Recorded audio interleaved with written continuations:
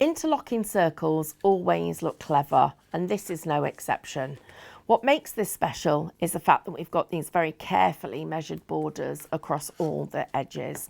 So the main body of the card is going to be the rectangle that I've got here. And this has been cut from an A4 piece of card.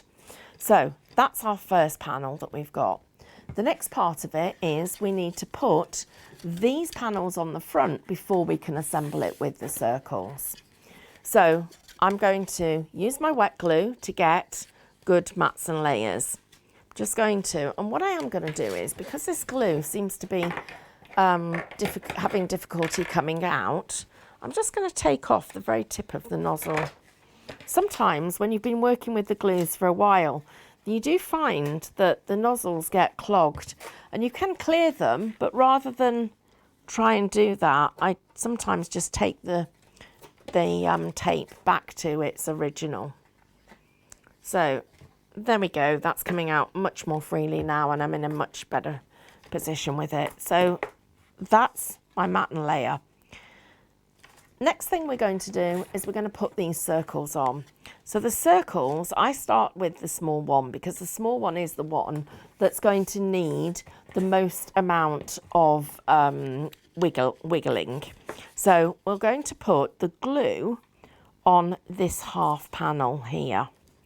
So checking that out, and I'm going to put that just there. This one's easier because it's going to go all the way around the circle, and the black one is going to sit on top. And now I've got this black one, I want to just show you something with where the position of the glue. So don't take your glue right up to the edge like that. Come just a couple of millimeters inside. And the reason that we do that is because when I stick this circle on top, first of all, we've got to think about the border.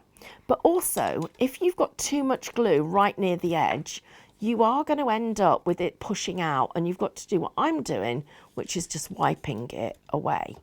But with a little bit of work, you should end up with that perfect.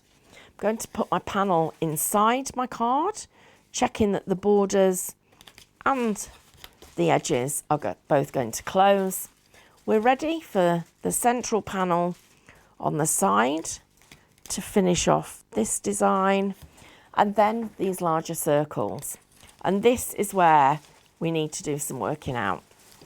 So first of all, I'm going to find where the centre of my circle is, and I'm just going to mark it on both sides, because it's no good just putting a little bit of the glue there. We need the glue to go all the way around here, otherwise this is going to flap and isn't going to look good. So that's the first part of it. Now I need to check where my glue is, or where I made that mark, and I then need to make sure I line it up properly. And that is important, because otherwise you don't glue it far enough to the edge, and then when it interlocks, it doesn't lock well. So secondly, I can now put this last panel on, which is really easy for us to do. Take the glue around the centre of the design, pop that in over the top, and it literally takes seconds for it to be finished. There are our two cards, two clever cards with that dimension in there, making them almost like bullseyes.